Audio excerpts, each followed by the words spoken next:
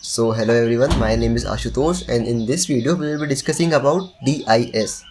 DIS means Decentralized Identity Platform. It is my project for Web3init Hackathon. I made it using various tech stacks and technologies and we will be discussing about them later. So now let's see what my project actually is. So I named it DIS. DIS stands for Decentralized Identity Platform. DIS is a service which uses IPFS and Filecoin in order to store users' data efficiently onto the Filecoin network. By storing the data onto the network, user can access the data from anywhere in the world. Actually, it is stored on the blockchain. So by storing it on the blockchain, we have several advantages over storing it into the cloud. The first advantage is security. The blockchain is highly secure, so if the data is stored on a private cloud, it can be compromised, but if it is stored on the blockchain, it will be safe and actually user will be able to access it. So there is another layer of security also. When we are storing it on any network, I mean the IPFS and Filecoin network, we are encrypting it beforehand by a user key. So whenever we want to get it back, we have to use the key in order to get it back. So now let's discuss about the various tabs and functionality of my product here. So currently we are not logged in, so the page is telling us to get started. So first of all, you have to create an account on Web3 storage. So what is Web3 storage? So as we all know that this track is for Filecoin and IPFS, but Filecoin and IPFS requires some more in-depth setup required. So to use Filecoin and IPFS, we have to set up various nodes on the network, and as a new developer, I don't have adequate knowledge to do that. So in order to use these technologies, I used Web3 storage. Web3 storage is a service or say product by Filecoin which make things easier for new developer. It already has an API and the node setup, so I as a new developer just have to use the API in order to save or fetch the data from the Web3 storage network. So first of all, we have to create a account on Web3 storage, then you have to get an API key using this link. After getting the API key, we are able to log into the application. So now let's click the login button. So this is the login page, aka the auth page. You can go to the auth page by clicking this button onto the home page or by the auth tab in the neo bar itself. So now here we have to use a username. So it can be anything. For this video, let's name it Ashutosh. Why Ashutosh? Use Web3 in it. Okay, this is our username and the API key we got from the web3 storage.js. Now we will paste it here. I have pasted it. Now let's click login button. So it tells us username must be filled out. So this is not a bug, this is actually a feature. I implemented this because I implemented this to prevent it from robots. Sometimes bot automatically use various services. So this is a kind of validation. You have to click onto the login button twice in order to get logged in. So as you can see, you are logged in. Now as we are logged in, everything will be be changed according to our state. So in the auth page, it no longer says us to log in, it says you are already logged in. It shows our username, and in the home page it shows that you are already logged in. It tells details about how to get started, how to add files, how to view files, info, logs and auth. So first of all, we have to save a file on the network. So for that, we have to click on the add button on the home page, or we can use neo bar to navigate towards the various tabs available. So now let's go to the add tab. In the add tab, we can add a file. A file can be anything. It can be a PDF, it can be a text document, it can be an image, it can be a GIF, it can be a video, it can be everything. So first of all, we have to select that. So for this video, let's take what should we take? Let's use this GIF. Okay, let's open it first so we will see what it is. So it is a GIF, basically a watermelon. We will select it here. So as we selected the file, the DIS converted the file to a base 64 encoded string. So the thing is, we cannot directly store the actual file onto the Web3 storage because of some restrictions, and we have to encrypt it first. We cannot directly encrypt a video or image or PDF.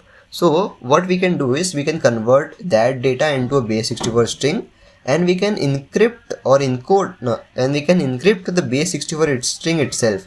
So it converted into base64 string. Another feature is, if you want to store the base64 string, you can use the copy button provided here. So it will copy the base64 string onto your clipboard.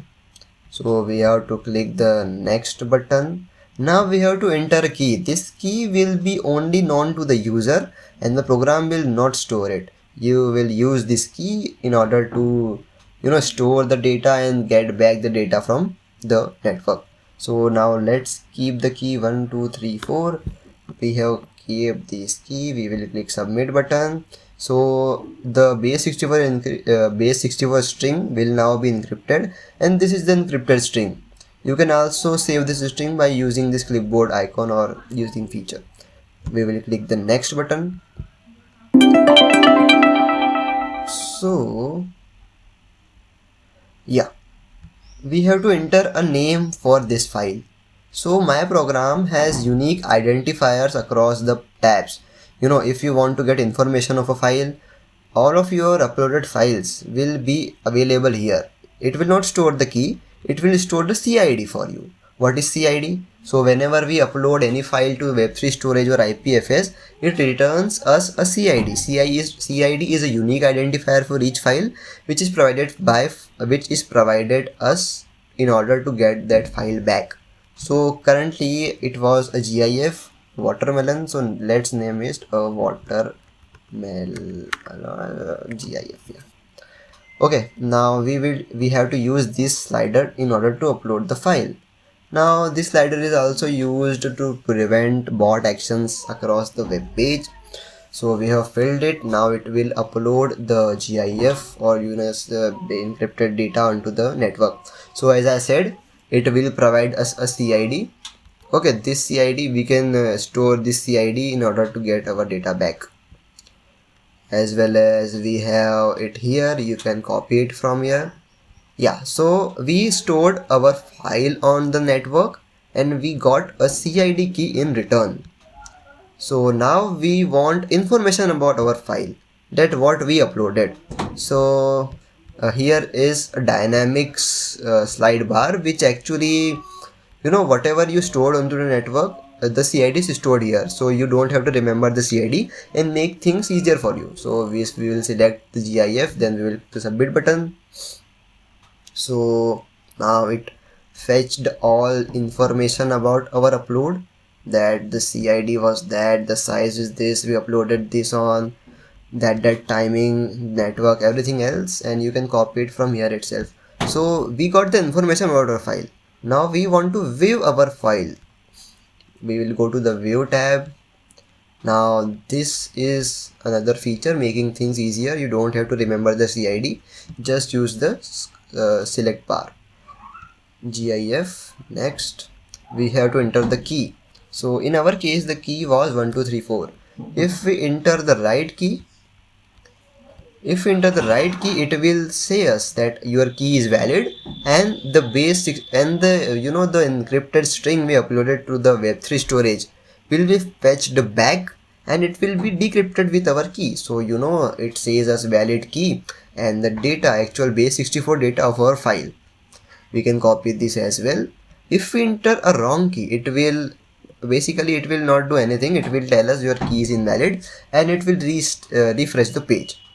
And we will click next button. So our file is decrypted back. It saved the file for us.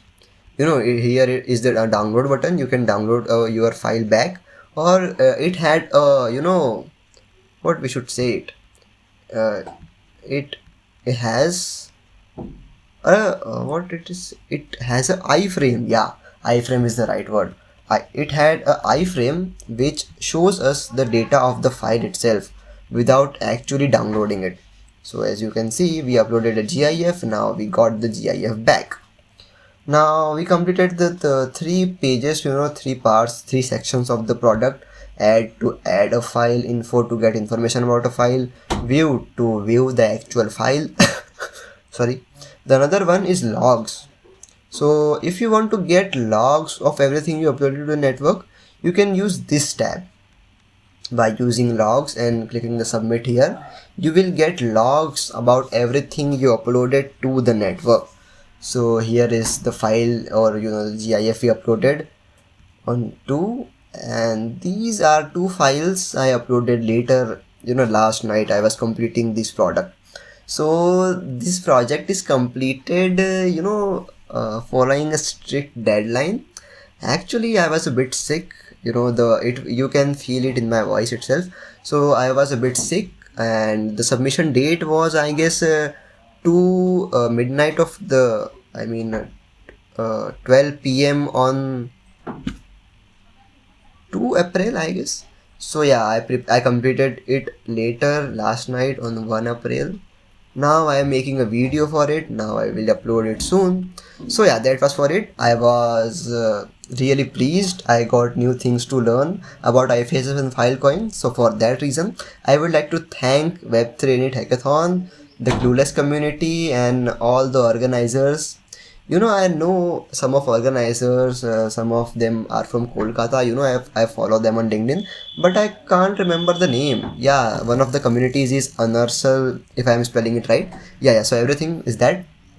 I am hosting it on it. I am hosting the product on Replit. So I am into two tracks right now. The first track is Filecoin track, and the second one is Replit track.